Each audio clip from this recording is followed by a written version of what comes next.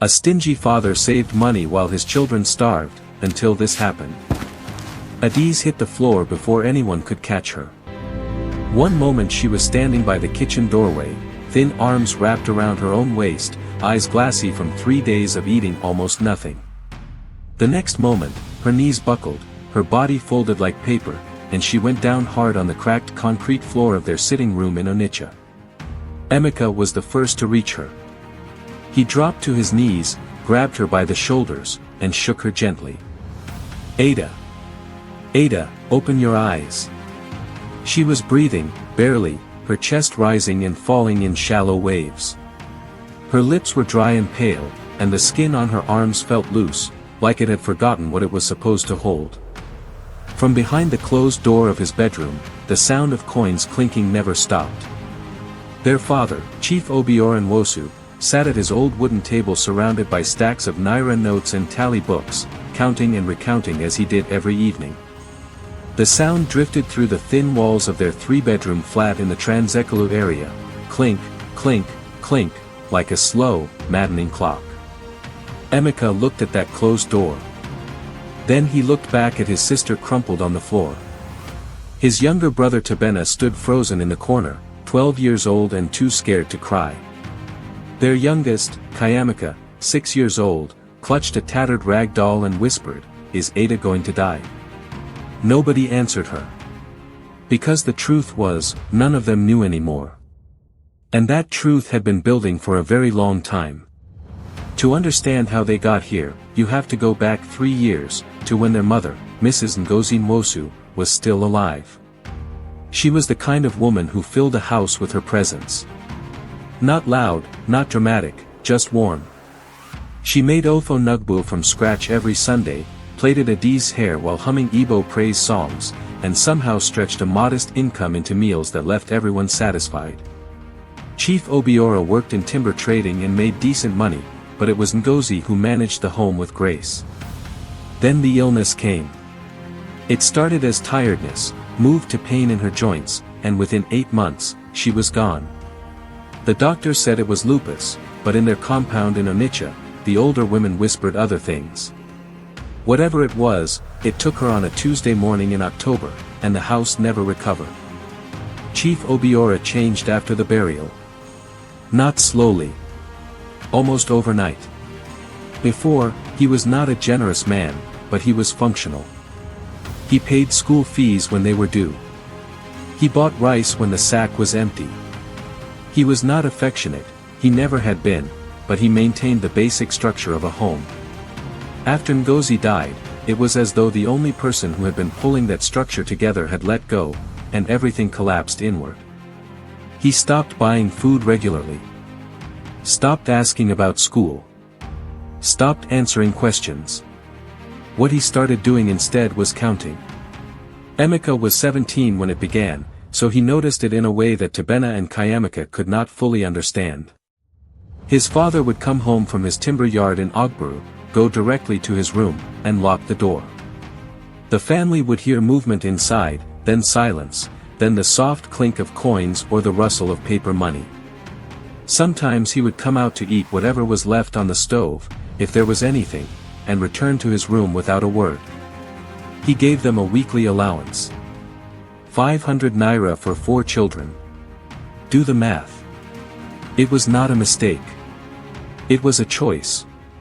"Papa, we finished the gari yesterday," Emeka told him one evening, standing at the doorway of the sitting room where his father watched NTA news on a dusty television. "There is nothing in the kitchen." His father did not look up. "Check the back shelf. There should be some indomie." "I checked. There is nothing." A pause. "Then, you people finish things too fast. You are not managing." Emeka stood there for a moment, feeling something hot and tight rise in his chest. He was 17, and he was being told that 3 growing children and a teenager were eating too much. He turned and walked back to the kitchen where Adaeze, Tobenna, and Chiamaka sat around the table with empty plates and bigger eyes, and he told them there was nothing. They went to bed that night with water in their stomachs. This was not a single incident. This was a pattern. The weeks had a rhythm now, and it was the rhythm of scarcity. Monday they might have rice from a neighbor who took pity on them. Tuesday would be dry bread from the bakery at the end of their street, bought with coins Emeka had saved from his own school lunch money. Wednesday through Friday were survival mathematics. Saturday. Their father might throw a 500 naira note on the center table without explanation, and they would stretch it like rubber across the whole week. Sunday, there was no longer any Ofonagbu. There was no longer any mother. Adaeze was 15 and brilliant, the kind of student her teachers praised in parent-teacher meetings that their father never attended. She had started skipping lunch at school to save the little money she had. She gave half her bread to Chiamaka each morning. She smiled when Emeka looked at her, but her smile had grown thin, like the rest of her. "I'm fine," she always said. "I'm not that hungry." She said it so many times that they all started to believe her. They should not have believed her. The week Adaeze collapsed, Emeka had already tried 3 times to get money from his father for food. The first time, his father told him to wait. The second time, his father said he had already given them money and they needed to budget. The third time, Chief Obiora did not answer at all. He simply stared at Emeka with flat, unreadable eyes until Emeka backed away. When Adaeze fell, Emeka ran to that door for the 4th time and knocked hard. "Papa. Ada collapsed. We need to go to the hospital. Papa, open this door." Silence. "Papa." The door opened. Chief Obiora stood there in his singlet and wrapper, reading glasses pushed up on his forehead, an expression on his face that was not panic, not fear, just mild inconvenience. He walked past Emeka into the sitting room, looked down at Adaeze, and said, "She will be fine. Give her water." Emeka could not speak for a full 5 seconds. "Papa, she has not eaten properly in days. She needs a doctor." "I said give her water." He turned and walked back to his room. The door closed. The lock clicked. If you are watching this and feeling rage building in your chest right now, stay with us. Because there is more to this story than a heartless father. But we have not gotten there yet. Neighbors eventually heard the commotion. Mama Uche from flat 4 came over with a bowl of egusi soup and EBA, and sat with Adaeze until she came around. She fed her slowly, spooning soup into her mouth while shaking her head and murmuring things under her breath that Emeka was glad he could not fully hear. That night, while the others slept, Emeka lay on his mattress on the floor and stared at the ceiling. He thought about his father's room, that room that was always locked, that room with the sounds of money. He had been telling himself for months that there was an explanation. That his father was grieving. That he was unwell. That something invisible was driving this. But that night, watching his sister nearly die while his father counted coins 10 meters away, the explanation started to sound like excuses. He needed to know where the money was going. The next morning, he started watching. He watched with the careful, patient attention of a boy who had nothing else to protect himself with. He noticed that on Tuesday and Friday evenings, his father always left the house with a black Gonna-must-go bag that clinked softly when it moved. He noticed that his father sometimes received phone calls that made him speak in low, fast tones and go into his room immediately afterward. He noticed that twice a month, a black Toyota Camry with Anambra plates parked outside their gate for exactly 10 minutes before driving away. He could not make sense of it yet, but the pieces were beginning to arrange themselves in a shape he did not like. Then one Friday, he followed his father. He told Adaeze where he was going and made her promise not to worry. He put on his school uniform so he would look less suspicious and kept a reasonable distance behind his father's Okada as it wove through Onitsha traffic. They ended up at a building on Old Market Road, a 2-story structure painted yellow with a small sign he could not fully read from his distance. His father went inside with the black bag.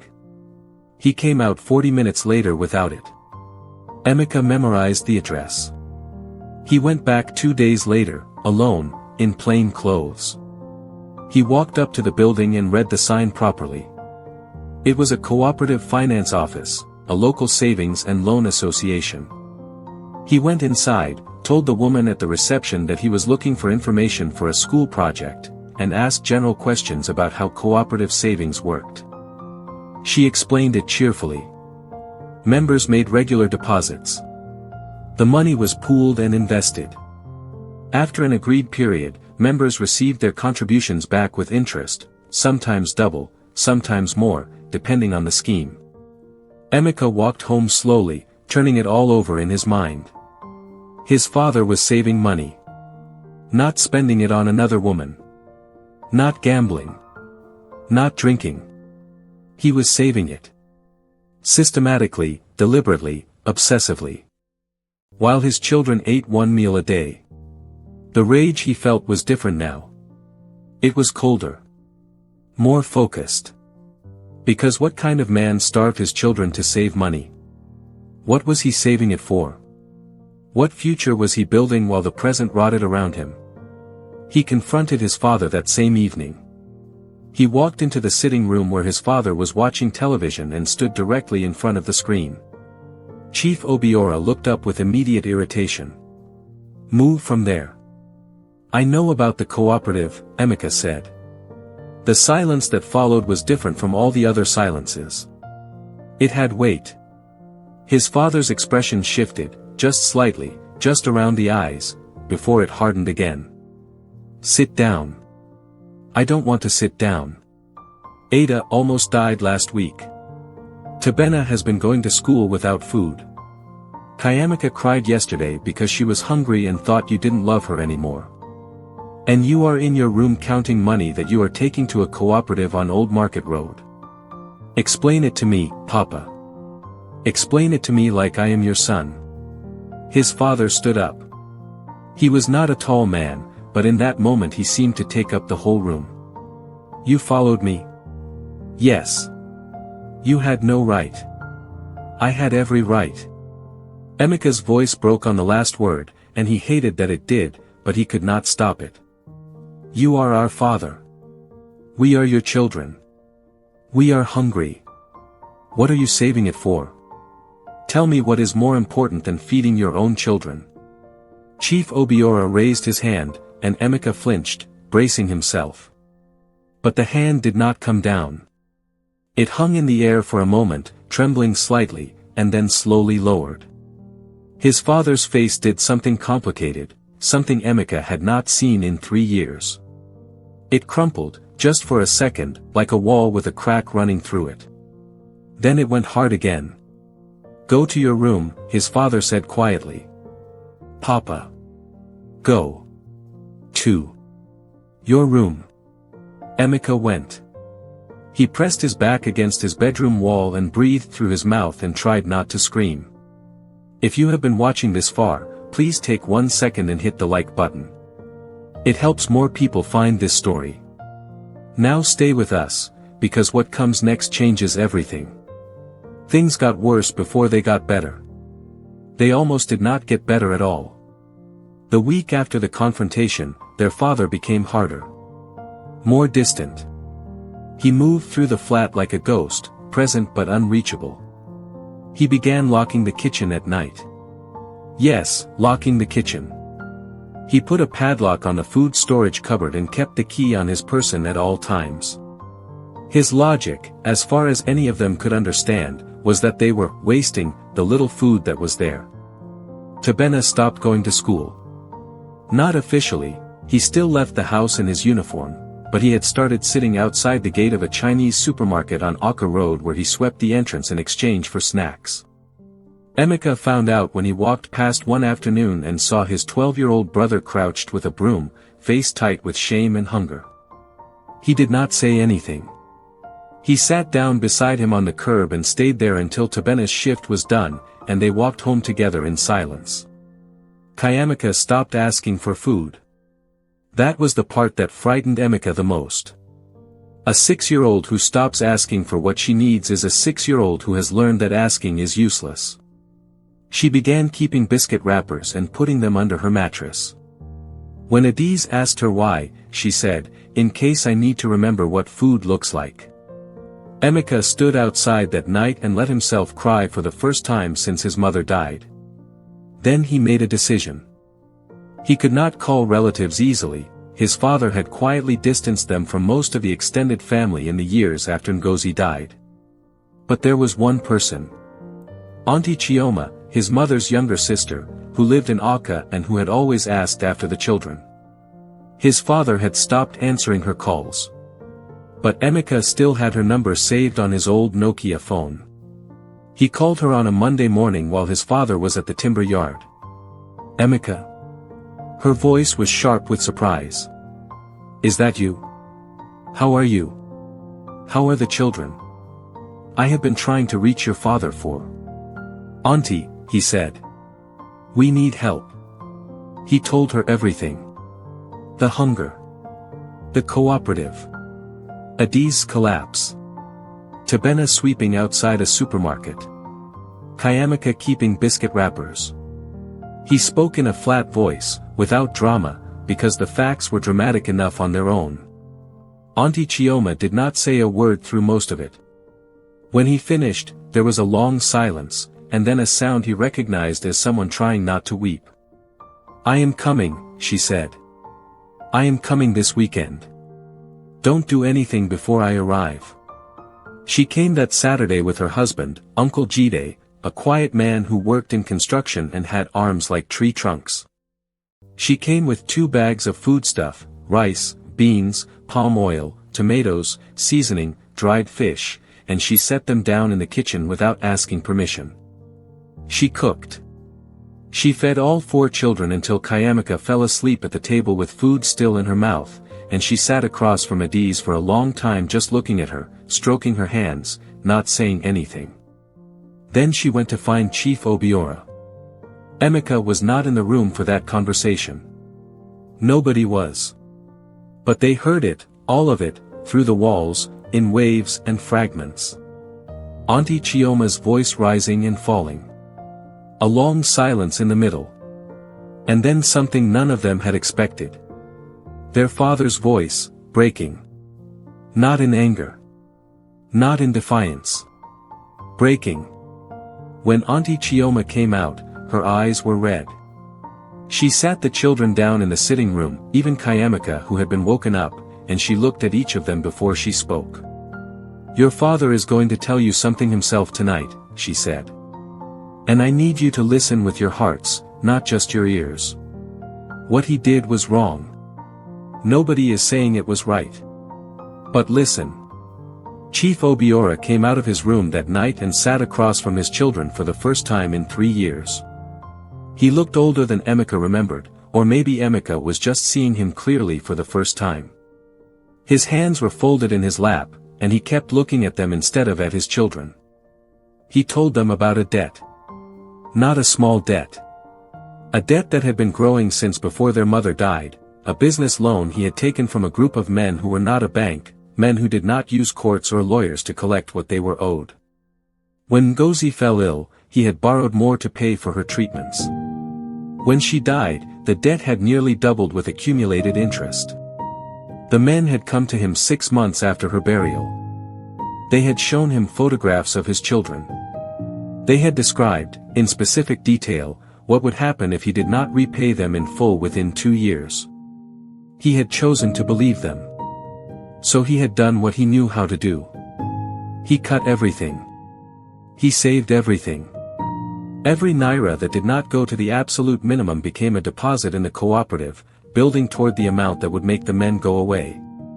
He had told himself that 2 years of sacrifice was better than the alternative. He had told himself the children were resilient. He had told himself a lot of things in a locked room at night. "I told myself that keeping you alive was the same as taking care of you," he said. His voice was barely above a whisper. "That as long as you were breathing, I was doing my job. I was afraid. I have been afraid every day for 3 years. I thought if I showed it, they would use it against me. I thought." He stopped. Swallowed. "I did not see what I was doing to you. I could not let myself see it." Adaeze was crying silently. Tobenna had his face turned toward the wall. Chiamaka, who did not understand most of it, climbed down from the chair and walked to her father and put her small hand on his knee. He broke completely. He cried like a man who had been holding back a flood with his bare hands for 3 years, and the children watched their father come apart, and it was terrible, and it was necessary, and it was the first honest thing that had happened in that house since their mother died. Uncle Jide helped negotiate with the cooperative to access the savings earlier than planned. Auntie Chioma contacted a family friend who was a lawyer, and they found a way to deal with the debt that did not involve Chief Obiora surrendering everything alone. Extended family who had been shut out gradually re-entered the picture. It was not a clean resolution. There were months of difficulty still ahead, and the trust between father and children had fractures in it that would take years to fully heal. But food came back to the table. School fees got paid. Adaeze regained the weight she had lost and went back to finishing first in her class. Tobenna stopped sweeping outside the Chinese supermarket. Chiamaka threw away the biscuit wrappers under her mattress, all except one, which she kept for reasons she could never fully explain. Emeka thought about his father for a long time after that night. He thought about how fear can make a person do something so wrong that it looks like cruelty. How grief can seal a man shut like a room with no windows. How the people we love most are sometimes the easiest ones to harm, because we believe they will survive it. Because we tell ourselves they are strong. Because looking at their pain would mean looking at our own. He never fully forgave his father the way stories sometimes tell you to, in a single moment of clarity that washes everything clean. That is not how forgiveness works in real life. It came in pieces, slowly, over years. A shared meal here. A conversation there. The first time his father came to one of Adaeze's school prize givings and clapped so hard his palms went red. But there was one evening, some time later, when they were sitting on the veranda and the sun was going down over Onitsha and casting everything in orange and gold, and his father said, without looking at him, "I am sorry, Emeka. For all of it. I am sorry." And Emeka said, "I know, Papa." And they sat there in the fading light, two people with damage between them that could not be undone, but who had chosen, despite everything, to remain in the same story. He saved money. He nearly lost everything that money is supposed to protect. And in the end, it was not the cash that brought his family back. It was the moment he finally let himself be seen, broken, frightened, and human, by the children he had been trying, in his own ruinous way, to save. Now here is the question that has been sitting quietly through this whole story, and we want you to sit with it before you go. Was Chief Obiora a monster, or was he a man swallowed by fear? Because the answer might be more complicated than you expect. And it might say something about people you know, or even about yourself. Drop your answer in the comments. We read every single one. If this story moved you, share it with someone who needs to hear it today. Like the video so more people can find it. And if you are new here, subscribe and hit the bell. We tell stories like this every week. Stories that are true to life, true to struggle, and true to the complicated, painful, sometimes redemptive ways that families find their way back to each other. We will see you in the next one.